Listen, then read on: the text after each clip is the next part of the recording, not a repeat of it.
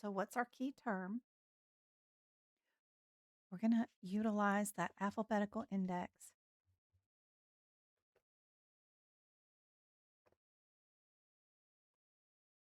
And we're going to look alphabetically for the word bleeding because rectal is the body part. So let's go look it up.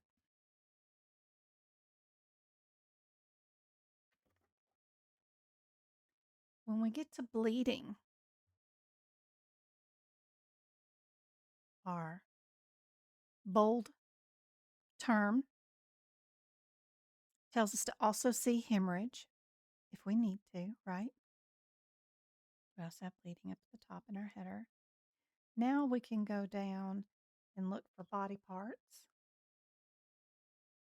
I see anal due to irregular. Keep looking.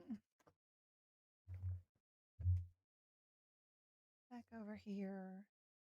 Bleeding. Bleeding is continued, right? And our first word is rectum right here, rectal, and we have a default code underneath there of K62.5.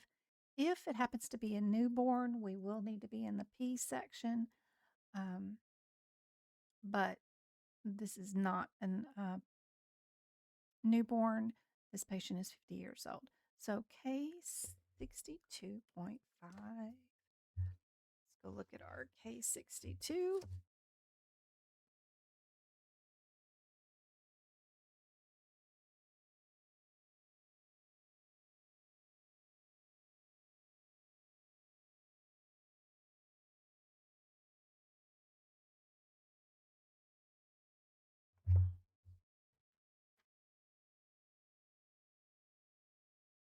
One thing to note about our diagnosis codes from the K section, what does that say right there? There are no guidelines that we need to worry about for this section.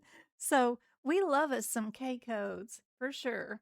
All we need to worry about is our anatomy knowledge and common diseases. Really nice. Very helpful. So let's go to our K62.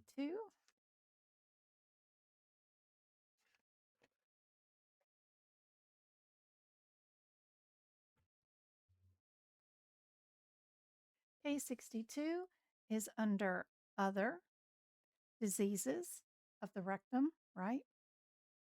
What it includes is anal canal. What it excludes is colostomy malfunctions, fecal incontinence, and hemorrhoids. Ooh, hemorrhoids would end us up at K64, but since we cannot code hemorrhoids, we might be in the right area.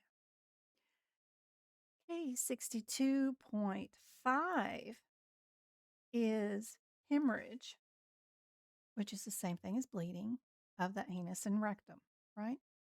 We can look at our point 4 and see that is stenosis. Point 3 is prolapse. Point 2 is prolapse. Point 0 and 1 are dealing with polyps. So that's our cool little difference right there, which is really nice. We've got a hemorrhage of the rectum is all we can diagnose this patient. So we need a K62.5 is our answer for that one.